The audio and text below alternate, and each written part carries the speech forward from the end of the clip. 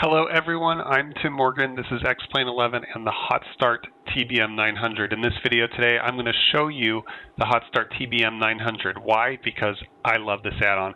This airplane is a joy to fly. The add-on has it beautifully modeled. It's truly a wonderful aircraft. I'm in love with the aircraft. I'm in love with the add-on. I'm in love with all of it. So we are parked here today in Palm Springs International Airport in Southern California. It's a very hot, balmy day. I'm going to show you in this flight how to pre-flight this aircraft using the Hot Start user interface, and then we're just going to make a quick flight over to Catalina Airport on Catalina Island.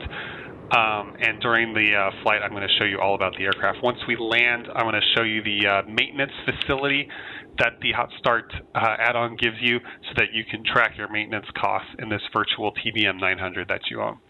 So first things first, let's head on over to the payload page.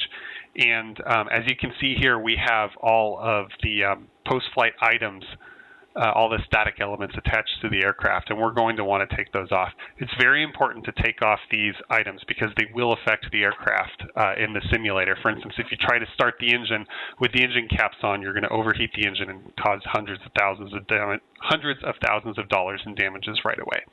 So we'll take off the engine covers, the pitot covers, the static wicks, and the static port covers. We'll leave the chocks on for now. As for fuel, let's open up the fuel caps now. Each tank has 20 gallons in it. We're going to put 60 gallons in each tank. I've already done a pre-flight, and 60 gallons is plenty to get us to where we're going, Catalina Island. And if we close this and take a look at the wings, you will notice that the fuel cap is off.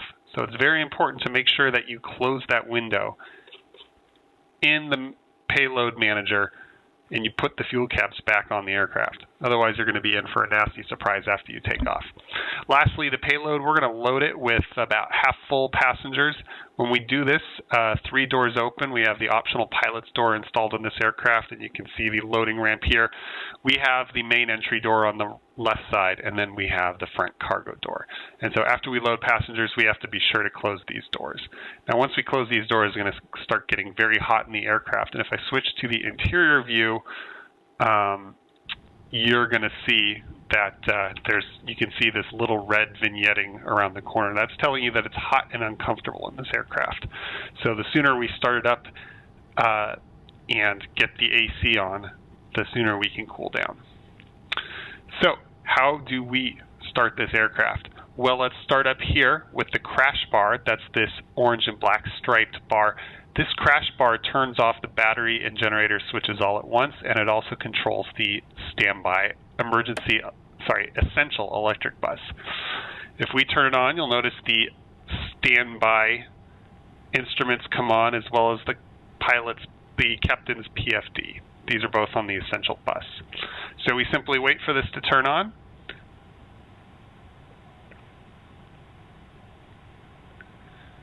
We verify that both are operating. PFD should come on any moment now. There it goes. And then once that's good, we can set the source selector to battery. This is going to power up the MFD, as well as our remaining instruments. And we can acknowledge the master caution and warning. Aural warning, okay.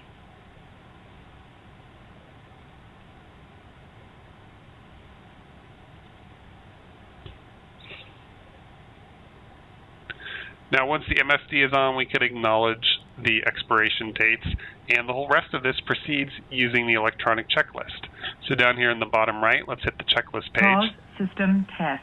Okay. And let's just run through the starting engine checklist. First, the manual override fuel control. That's this lever here. It's used as a backup if for whatever reason the throttle becomes inoperative.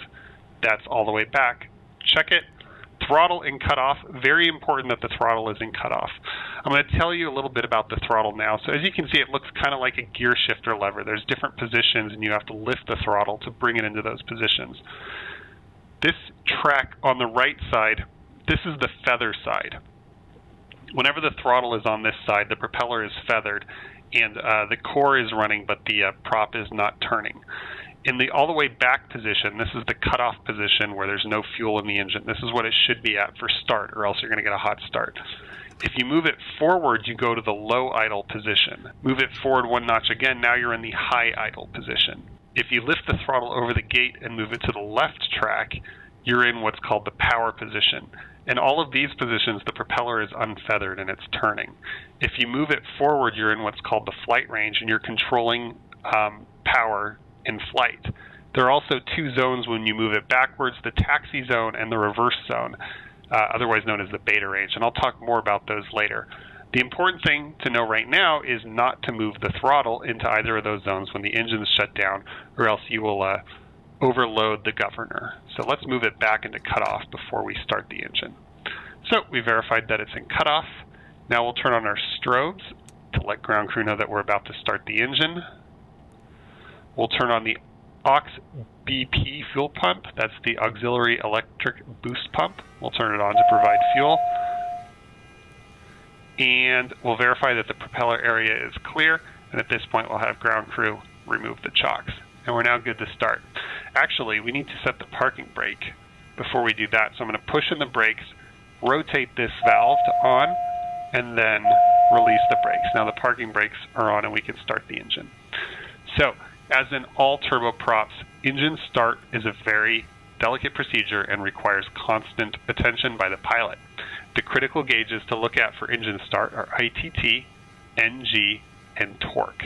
And in particular, ITT is the most critical for start, as that's the one most likely to spike into the yellow or red range if we have an improper start. In order to start this aircraft, what I'm going to do is I'm going to hold the starter switch in the on position for 2 seconds. This will engage the starter. Simultaneously, I'm going to press the timer button on the yoke to start a timer. As the engine begins to turn, NG will spool up. What I'm looking for is NG to reach 13% or greater within 20 seconds. In addition, ITT has to be below 150 degrees. If all three of those are met, I'm going to add fuel to the engine by moving the throttle from the cutoff position to the low idle position. When this happens, ITT will start to rise, and NG will rise from 13 to 52%. I am monitoring both ITT and NG, but mostly ITT to make sure that the engine doesn't hot start. If I need to abort the start before moving the throttle into cutoff, I'll simply move this switch into abort. If I need to abort the start after moving the throttle out of cutoff into low idle, I will move the throttle back to cutoff. You should never abort the start by moving the starter to abort after you've added gas. Alright, hopefully all that made sense. Let's do it. So hold in the start position and start the timer. NG is coming up. There's 13% within 20 seconds. Throttle to low idle. We're monitoring ITT now. ITT is going to rise. It could be a little scary, but as you can see, we stay out of the yellow range, and this is a good start. Now, NG is going to come up to about 52%, at which point the starter should disengage automatically. There we go, 52%, starter's off. And we verified all engine parameters except for propeller RPM are in the green. Again, that's because the propeller is feathered. It's not a GPU start, so we can skip these two items. And since ground crew is already clear, now what we're going to do is move the throttle from low idle to flight idle. So we do that by first moving it to high idle and then across to flight idle. This unfeathers the propeller, and you'll see prop RPM come up.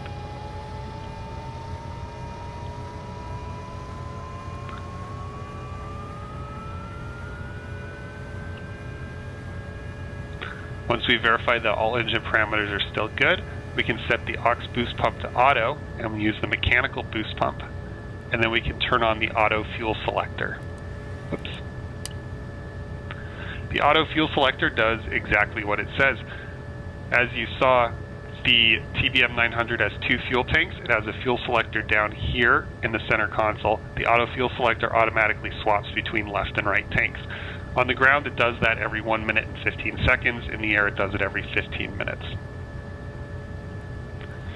We can move the next checklist now after starting engine. We're going to turn on the generator, and we're going to watch the amperage. When the main load is less than 80 amps, which it is, we're going to turn on the standby generator now by moving the switch to standby. We can see the standby generator is working fine, and so we move it back to main. We're going to turn on the autopilot and electric trims. And then we're going to check the oxygen supply here. And we're going to test the display backup mode of the G1000. And we can see that reversionary mode is working, so we will turn that back off and go back to the checklist. We'll turn on the engine bleeds in auto, and we'll turn on the AC in auto as well. In auto mode, it's going to use the temperature selector here, which we have about mid-range, and it's going to use the control selector here, which we have set to cockpit control. This is going to start cooling down the aircraft. Now we can check our standby instruments. They're all operating. And then next it's time to prepare the flight. So firstly, let's get the weather here at Palm Springs. It looks like winds are 120 at 12, and altimeter is 2983. Temperature is 108 degrees Fahrenheit, 42 degrees Celsius. What a hot day. So let's put in that altimeter setting to 983 here on the primary G1000. Whoops. And then let's put it here on the standby as well. Then we'll cross-check our instruments, heading 260, backup heading 260, altitude and altitude, attitude and attitude, ball and ball. And we will cross-check altitude with field elevation. On the chart, I'm seeing field elevation 476 feet. That's close enough, within 75 feet of what I'm seeing on the altimeter, so we are good to go. Now let's set up our flight. So let's hit the flight plan button on the G1000 control console, and let's clear our active flight plan by hitting menu and going down to delete flight plan. And hit enter. And now as you can see, it's pre-populated Palm Springs.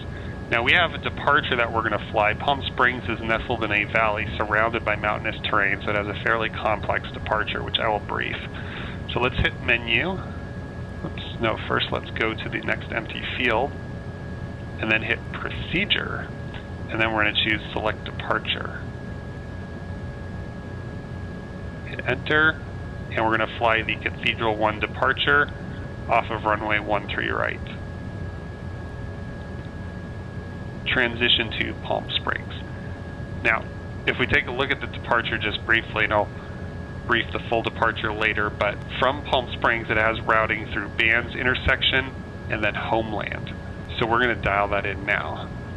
Let's scroll down to the next available field, and we'll type in Bands, B-A-N-D-S, and then HDF for Homeland. And then lastly, K-AVX for Catalina. And we'll do that part visually.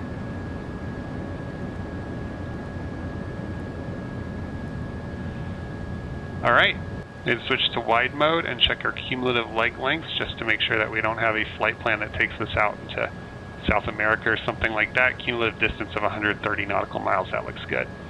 For VNAV purposes, we're going to put in about 1,000 feet at Catalina Airport so that we can get some vertical guidance for our descent. So I'm putting 1,000 feet as our target altitude. All right, let's go back to the checklist now. The next thing it wants us to do is verify our landing field elevation selection. That's here in the cabin pressure panel. As you can see, our LFE is 1602 at Catalina. Altimeter setting 2983, that's set. Pitch, yaw, and roll trims. Rudder and aileron trim are centered. I'm just going to move the elevator trim down to the takeoff band. De-ice system panel and inertial separator. This is the de-ice panel here. We want all this off. We want the inertial separator on the ground. It's going to separate dirt, dust, and debris from entering the engine. All right, next up is the taxi checklist. Taxi light on. Let's turn it on up here. Passenger briefing complete. Parking brake released.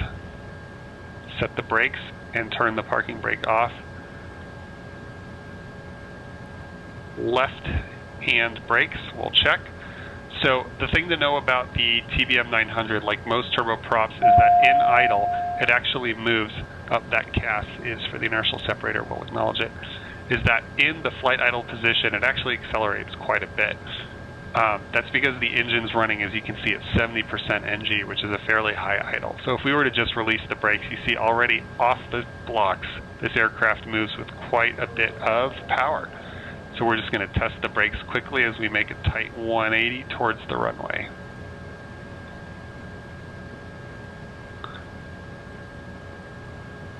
Alright, we've tested the brakes and steering. Throttle as required. Flight instruments, we've checked them. I'll check them actually. Let me go back and uncheck that because we're going to check them in the turn. And we can also stop the timer at this point. Great. Okay.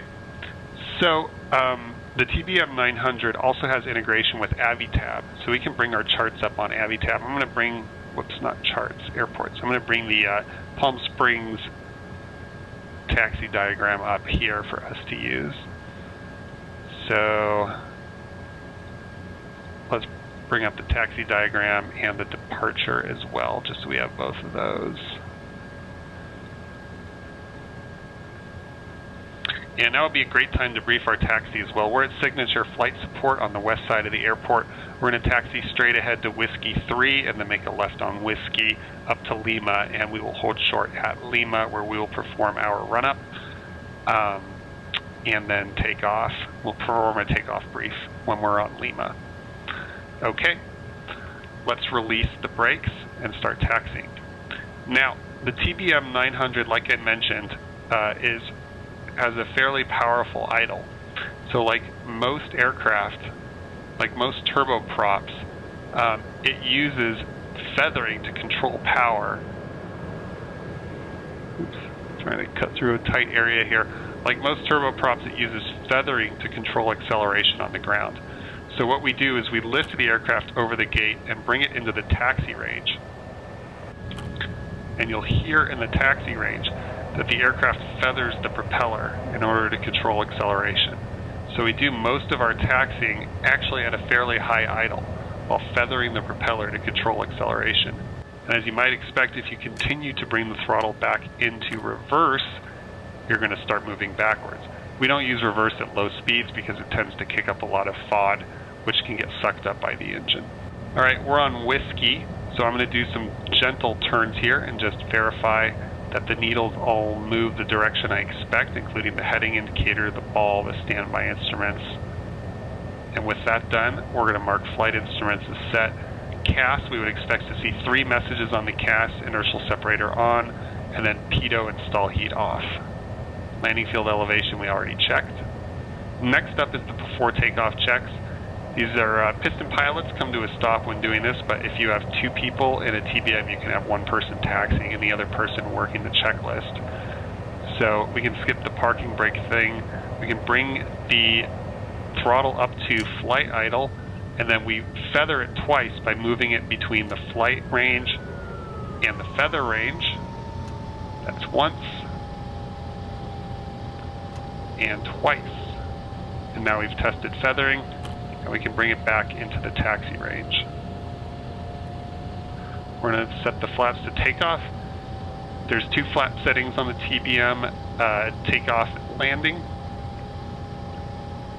And you can verify the takeoff setting here on the trim section.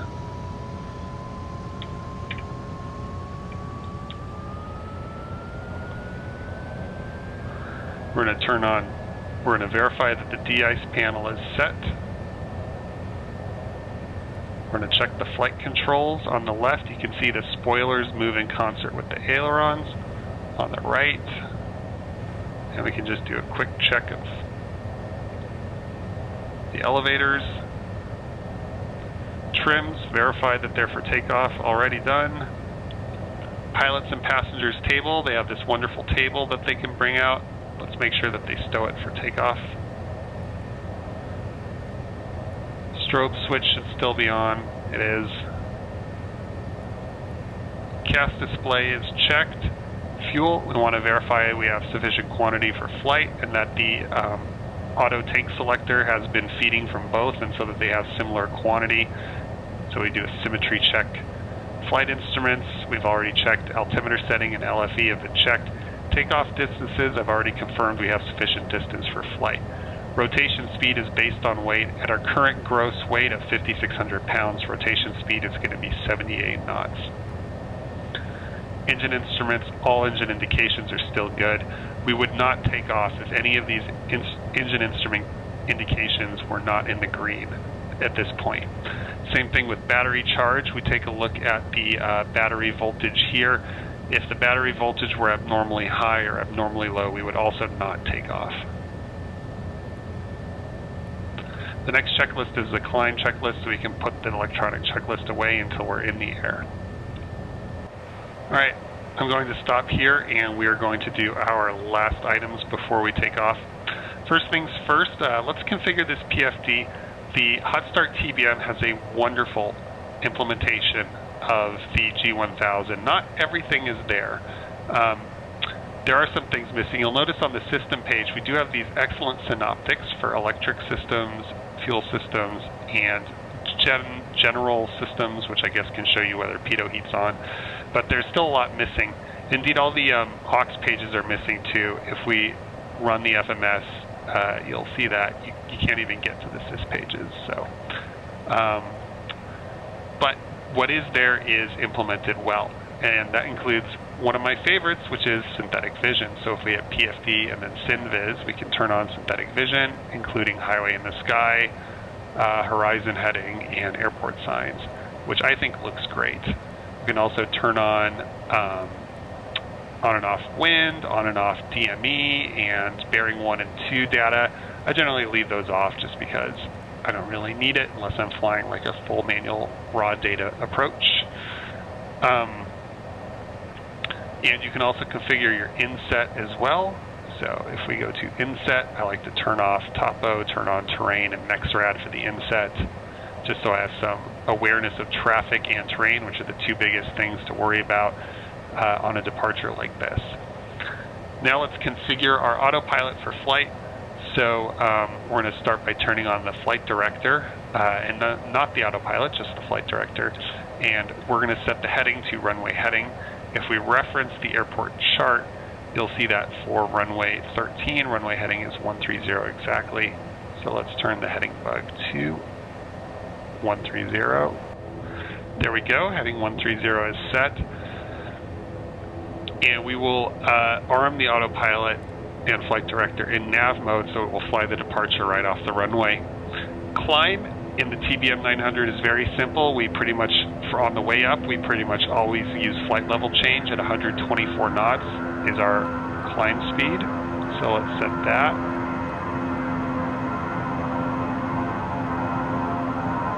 There we go, 124 knots.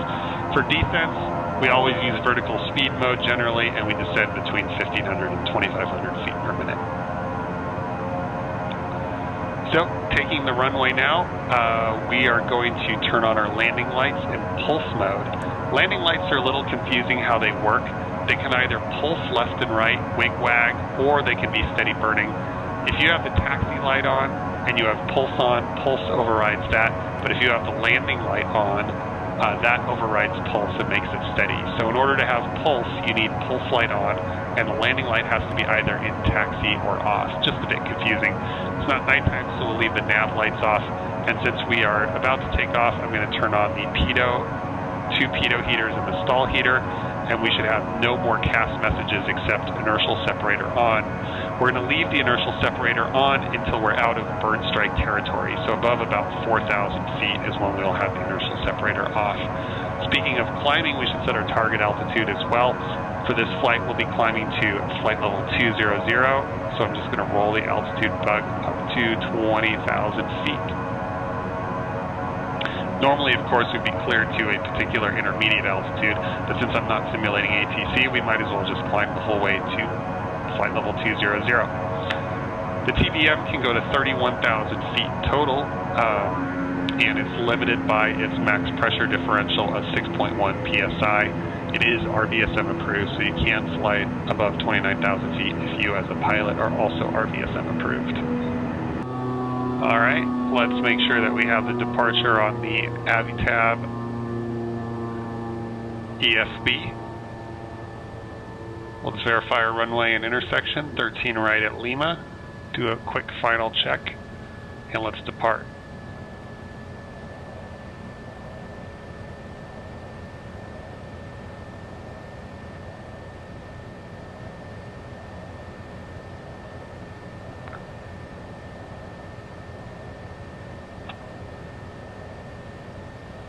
Alright, so we bring the power into the flight range and up to about 700 or so ITT, allow the engine to stabilize, and then we slowly bring it to 100% torque. Now this is a turboprop, so you have to monitor all engine instruments. One of them is going to be limiting at all times, whether it's ITT, torque, or NG. There's rotation speed, let's rotate. That's positive rate, gear up. And flaps up.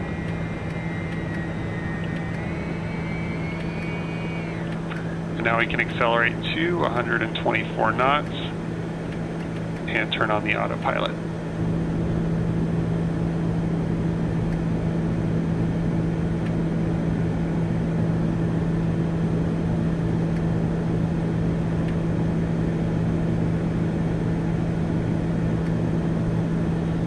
So like I said, since this is a turboprop, we have to be constantly monitoring engine instruments.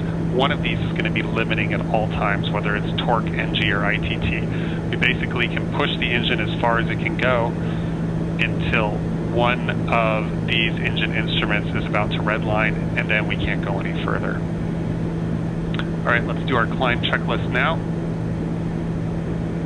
124 knot climb speed is set, trims are set, yaw damper is on. Lights will leave on for now. Throttle is set. We're going to continue to adjust it as we climb. Torque is going to drop off. And as we get higher, we're going to start referencing the pilot's operating handbook for our climb power settings. ECS panel is set. Fuel gauges look good. DI system is set. The next checklist is a cruise checklist, so we will put the electronic checklist away again. As we climb through 4,000 feet, we can turn off the inertial separator. Now when we do that, more power is going to be available to the engine, so you're going to see torque start to rise. So we have to be conscious of this and continue to bring the throttle back to ensure that we don't over-torque the gearbox. We're turning left now on the departure, on our way to the 104 radial off of Palm Springs towards Emerald intersection. This is all handled by the G1000's fantastic GPS.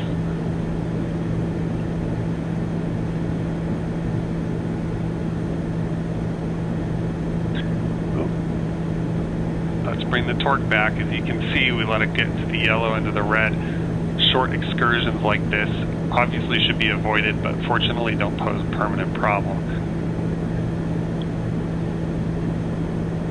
It takes approximately 40 seconds for the inertial separator to cycle between on or off.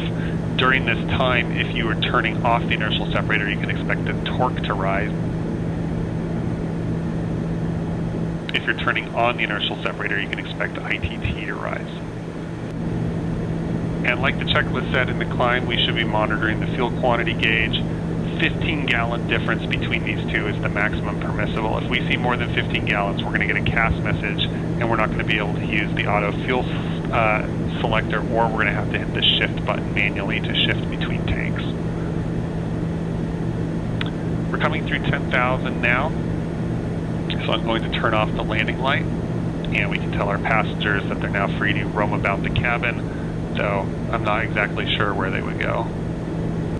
Now it's a very hot day out, so we're going to need to manage our climb power. If we take a look at the POH, you can see this maximum climb power table. All we do is we find the outside air temperature against the current altitude, and we use that to determine our maximum climb power. So we're approaching 12,000 feet, and OAT is 14 degrees. So we follow 14 degrees to 12,000 feet. You can see that the cell's blank, and so our recommended climb power, there's no limit to our recommended torque, so we're just going to keep it close to 100%. We'll continue to check that table as we climb through different altitudes. I think in the real TBM they actually have, yes, here it is, they have this needle here which shows you the maximum allowable climb power. And so we can also reference that. Again, as we climb, increasing power to increase torque. The other thing we should be monitoring as we climb along with fuel and power is our cabin pressure. In particular, cabin rate of climb, as you can see right now, 660 feet per minute. We should be monitoring that. This cabin altitude here, about 4,000 feet, and our differential PSI of 4.5. All right, we're turning right now back to Palm Springs VOR. I believe that's the town of Indio below us. There's 18,000 feet, so let's hit the standard barrel button here to go to 2992 inches, and then let's hit menu, menu, menu, and select to choose standard barrel on the standby instruments. Continuing to increase power as we climb, monitoring fuel and cabin rate of climb.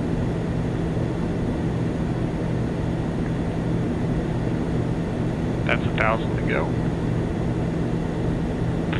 Now we're going to monitor the level off. In RVSM airspace, we're not in RVSM airspace, but in RVSM airspace it's critical to monitor the level off to make sure that the altimeter doesn't overshoot the altitude by more than about 100 feet.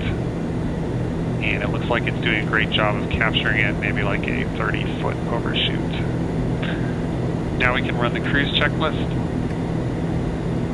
Throttle, we're going to adjust throttle, so to do this, we're going to go back to the POH and we're going to go to the recommended cruise power table here. So at our cruising altitude of 20,000 feet, our OAT is minus 9 degrees Celsius. And so if we look at minus 9 across from 20,000, you'll see that there is no limit again. The cell is blank, and so we can use any cruise torque we want as long as NG is below 103%. So we would basically just set the torque that gets us there with the amount of fuel we want to have. I'm going to set it to about 85% torque.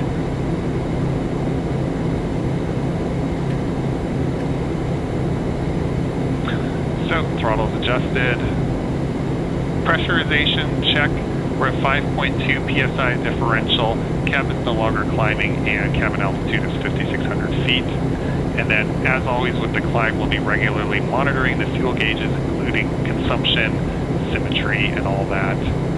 Cruise parameters are set, and DI system we're not going to need.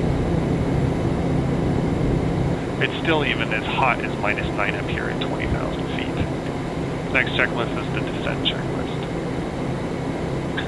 I'm going to zoom out the MFD again so we can see where we're going. Looking at the LA Basin and Pacific Ocean beyond. The next thing we want to look at is our VNAV profile. So as you can see here, our current VNAV profile has us at 1,000 feet at Catalina. Remember that Catalina is 1,600 feet above the ground. I just put in 1,000 feet so we can just get some point at which to descend. In fact, I can just make that 1,600 just so I get something a little bit more accurate. Can I not do that? It'll do it with the knob. Obviously, we're not going to let it descend us into the ocean. That shows that we have a vertical speed target of 1,200 foot per minute down. That's what we're going to descend at, and a flight path angle of minus 2.5 degrees. Given those parameters, our time to top of descent is 6 minutes and 23 seconds. When that time reaches 1 minute to go, we're going to get a vertical track advisory. We're going to start getting VNAV guidance, and we can set the altitude selector down to prepare for the descent.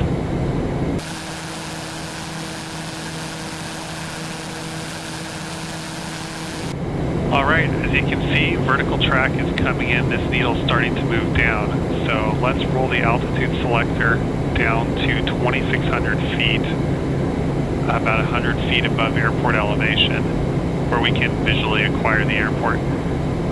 As this needle intercepts the glide slope, the aircraft is going to begin descending. Nope, I have to put it in VNAV mode. And now I have to put it in vertical speed mode. And now I have to put it in a sufficiently high vertical speed to capture the vertical track. Well, had I put it in VNAV mode, that would have worked. I'm going to bring the torque back to about 60% now for the descent. It's now in vertical speed mode with altitude select and vertical path both armed. It should activate vertical path once this needle intercepts the horizon line again. And there it goes. Vertical path is intercepted. So we can do our descent checklist now. Let's hit the checklist button. Altimeter setting, we're going to defer on that. DI system is set. Windshield misting is set. Fuel gauges we've been checking. We've got about 80 gallons on board. Passenger briefing, we would brief them on the descent now. Seat belts, harnesses, and table is still stowed. Descent checklist is complete. We can brief the descent now too as we make our way down through the clouds.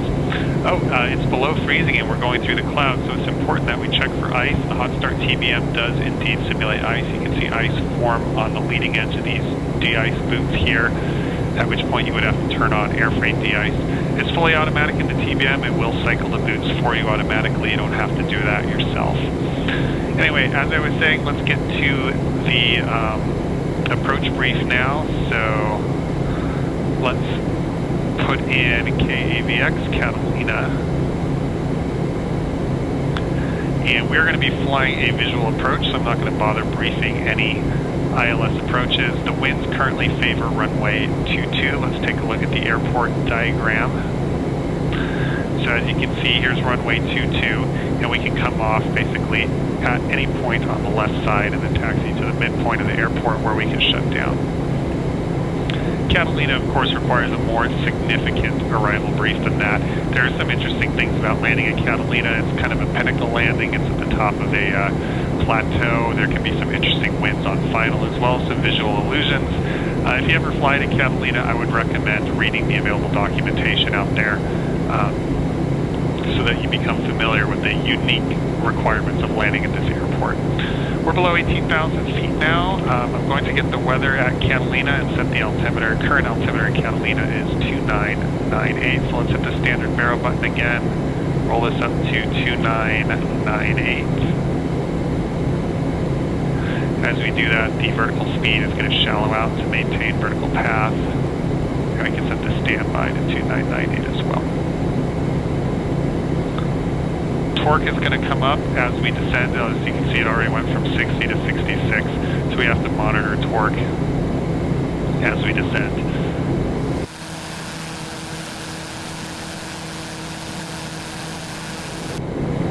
Some other neat little features of the TBM, you've got these movable, fully articulatable sun visors here, and you also have cup holders here in the center console, which you and your co-pilot can stick a coffee into. You have a headset that you can put on. It's a beautiful Bose A20, and you can take it back off again. You can lift this carpet cover here to reveal the emergency hydraulic pump for emergency gear extension, and you can put the cover back on. And like I said before, the passenger table can be turned on and off. Both exit doors can be opened and the seats can be extended, including the emergency exit door. You can also put on the oxygen mask as well if you need to. That involves taking it out of the container and putting it on your face like so. I'm not going to do that now, but as you can see, just in case we need it, passenger and pilot oxygen are on and ready. And we have 1700 PSI in the container, ready to breathe if we should have a pressurization failure. Speed limit throughout the continental United States, 250 knots below 10,000 feet. You generally don't see faster than 250 knots in the TBM when descending. As you can see, I'm at 73% torque and we're descending at 215 knots, Mach 0.42. We would have to descend at full power with quite a significant rate of descent to see 250 knots below 10,000 feet, so that's not generally something to worry about. Descending through 10,000 feet now, we're going to turn the landing light on. Again, we're going to leave it in pulse mode for recognition. We'll set it to the steady burning landing mode when we are cleared to land, so to speak, as a mnemonic. Of course, Catalina is an uncontrolled airport, so we're just going to turn it to steady when we're in the pattern. Also, since we are below 10,000 feet, we can do our approach checklist. Altimeters have been set. Fuel is checked. Fullest tank is the left tank. It's on the left tank. Inertial separator, we're going to turn that on. Actually, we're going to turn that on at about 4,000 feet. There we go. So we'll uncheck that, and we will continue this checklist when we get to around 4,000 feet and we turn on the initial separator. Alright, we are descending back into bird strike territory. We're getting closer to land and we're getting to lower altitudes. So we're going to turn the inertial separator on just in case we have a bird strike. It'll give us a better chance of having a working engine. Now when we turn the inertial separator on, we can expect ITT to go up because the demands of the engine are being increased. The demands on the engine are being increased without producing additional torque. So we would expect to see ITT rise. You can see that we have a large margin between our current ITT and max ITT, so I'm not too worried, but we should monitor it over the next 40 seconds nonetheless. We would also expect the inertial separator cast light to come on. And there it goes. We can acknowledge that. Alright, let's continue the checklist now. And the lights are on. Next checklist is the before landing checklist, which we will do once the gear and flaps are down. Some other cool features this TBM has while we're at the final leg of our descent. If we look at different pages on the map, different sub-pages on the map page, you can see we have a traffic map, which we can operate at different altitude modes. And perhaps one of the coolest things, we have a weather radar as well, which we can operate in weather or ground mapping mode. That's kind of weird for me to turn it on when we're this close to the arrival, but I thought I'd just show you it, even though it's not something we're going to need when we're flying through a Southern California summer. So you can see in weather mode, it's picking up the island. So it's kind of doing ground mapping. That's because we're at such low altitude. And then in ground mapping mode, you can see it's picking up Catalina Island quite nicely. Since we're about to land, I'm going to put it back in standby mode, however. That's 1,000 to go. It's going to level off at 2,600, but I'm actually going to take manual control at this point and turn off the flight director as well. This turns off the yaw damper as well, as you can see. That's something that needs to be off for landing. And I'm just going to fly this thing manually, considering terrain, and put myself in a good position to approach the airport. The other thing I'm going to do is decelerate to the gear down speed, which is 178 knots. You can see this thing has no trouble decelerating, especially when we get the gear down and the first notch of flaps. We're going to need to add a lot of power to make sure we don't get too slow before we really turn onto the approach. So I'm going to keep it just above the wide arc now, and we're going to verify 3 green and flaps at takeoff setting. We'll bring the flaps all the way down as we line up for final approach. Alright, we're lining up for final approach now. I've set the GPS to OBS mode and set the course to the runway course to give us some guidance to the runway, though there isn't a precision approach, so I'm not going to get full vertical guidance to the runway.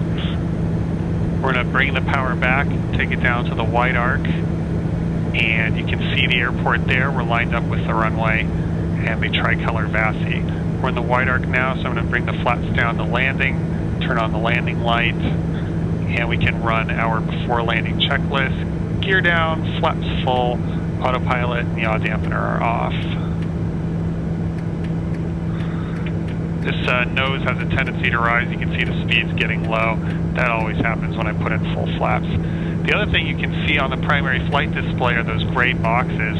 That's our virtual glide slope, one of the coolest features of the G1000 in this aircraft. We can just put our aircraft inside that virtual glide slope and fly a stabilized approach down to the runway. 500 feet, stable. We got a green light on the tricolor VASI.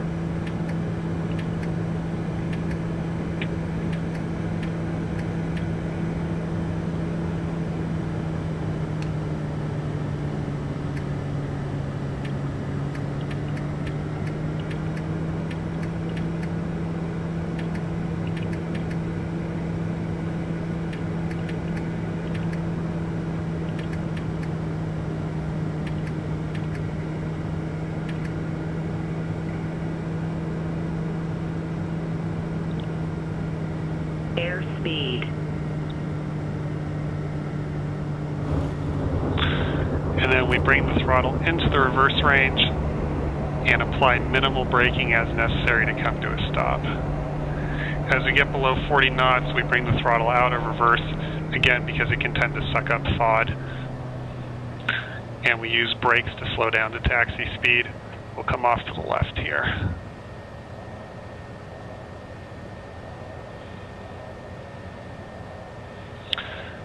What I'm going to do now is move the throttle to the flight idle position and start another timer by hitting the timer button on the yoke. You'll see why when we get to the shutdown checklist, but for now let's do the after landing checklist.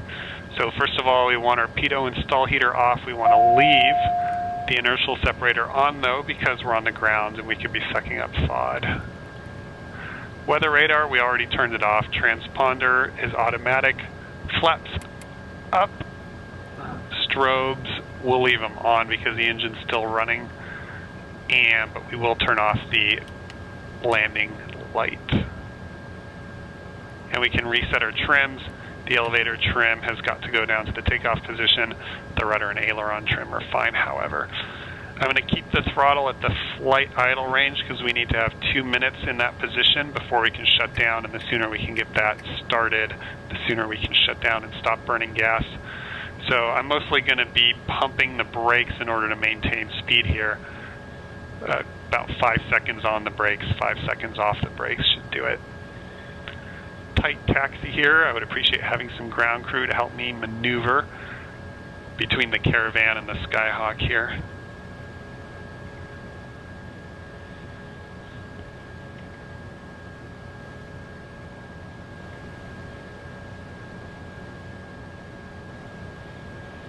And we can park it between this Skyhawk and Caravan here.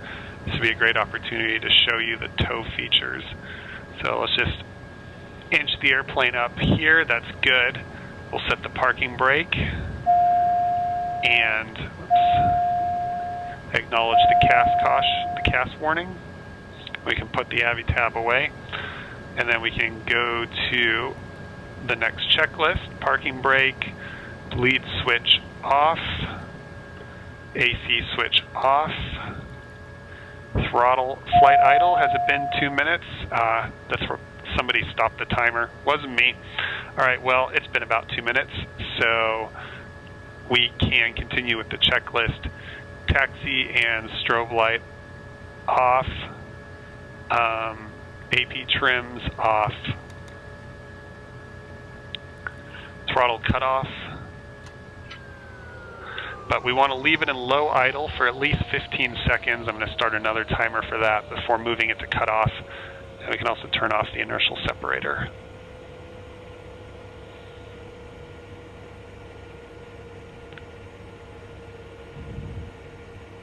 There's 15 seconds, throttle to cutoff. And we can turn off all interior and exterior lights. Turn off the aux boost pump. Turn off the auto fuel selector, turn off the oxygen switch, and turn off the parking brake. And then all we have to do now is move the crash bar down, and that will turn off the battery and generator. The standby instruments will continue on battery power for 5 minutes. You can just let it shut down after 5 minutes, or you can shut it down manually if you'd like. The next thing we can do is unload the aircraft. So let's go to the payload page, choose empty. The doors are going to open and everybody's going to get out. We can close the doors back up. We can put in the static wick covers, the static port covers, the pitot cover, and we can also put in the engine cover, but as you can see, it's not going to set it until the engine is cooled off. Next, we can tow the aircraft into its parking position. Let's choose the tow option.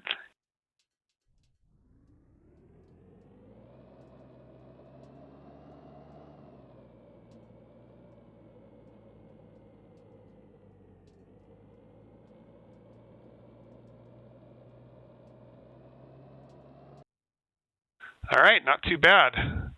Good parking job. Welcome to Catalina Airport, everybody. Like I said, there's one last thing I want to do before I sign off, and that's show you the maintenance manager. And so you get to that here on this sidebar, the maintenance manager page, and this is going to show you the state of your aircraft, including all of its subsystems, as well as how much money you've spent owning and maintaining this aircraft. You can see here total expenses are $925,000 so far. Presumably that's the initial cost of acquiring the aircraft.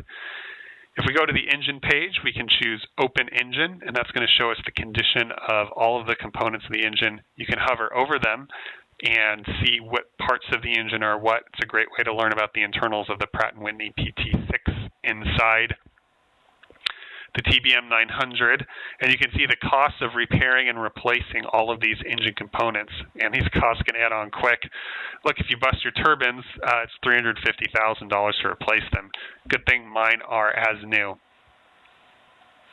Moving to the landing gear page, and if we move this over, you can see that it puts the aircraft on jacks when we open up the landing gear panel. Our landing gear looks good. Moving to the electrics page, battery condition is good. We can test it and see, yes, it holds a charge. Avionics page, our avionics are all good. The lights page, lights are all good. Our airframe is in great condition. And some miscellaneous items. Our oxygen tank is good. It's $1,500 to refill it if we end up having to use oxygen on a flight. And lastly, you can see you can also plug in a GPU here. It costs $50 an hour to run the GPU. You will have to do this if you forget to turn off your crash bar after landing, because it does simulate battery drain. So the next day when you come to your computer and try to fly your TBM, you'll notice that the battery is completely dead. You'll have to plug in the GPU to start the engine and wait on the ground while the battery charges after the engine starts. An expensive mistake to make in real life, and one they try to punish you for in the simulator as well. One last thing I want to show you before I take off. The TBM 900 also has a couple of schematics that you can look at to get an inside view into what's going on inside your aircraft, more so than the G1000 will show you in the cockpit. So this is the ECS page here. You can see the temperatures and pressures as well as conditions of various parts of the ECS coming from the engine through the bleed air system to the heat exchanger to the hot air systems, as well as to the vapor cycle system compressor, aka the air conditioner, to the cold air systems. Likewise, we have similar pages for the engine itself. You can see the temperature of various components of the engine using temperatures you would not be able to see in the cockpit, so you can help diagnose your engine if something's wrong. And electrical info as well. You can get some information on your battery. This is where you would go to learn that you accidentally discharged your battery because you left the crash switch up or something like that. It's also important on the payload page to make sure that all your covers are in so that you don't get blockage, dirt, debris inside your engine air intakes or other sensitive systems. This is simulated in the game as well. And lastly, as you can see, there is a airframe manager as well, where you can view the different liveries that you've downloaded, set the tail number. You can even turn on info caution and warning tips that will help you diagnose why perhaps maybe you're about to break your engine or you broke your engine, stuff like that. Great for a new pilot who's still learning how to fly a turboprop. You can see here that the tail number you've chosen is painted on the aircraft. Well, folks, that's about it. I hope you enjoyed this video. I hope you found it informative. If I made any mistakes, please let me know in the comments. Like I said, I'm still learning to fly the TBM. But thank you very much for watching. Please check out my YouTube channel for other tutorials.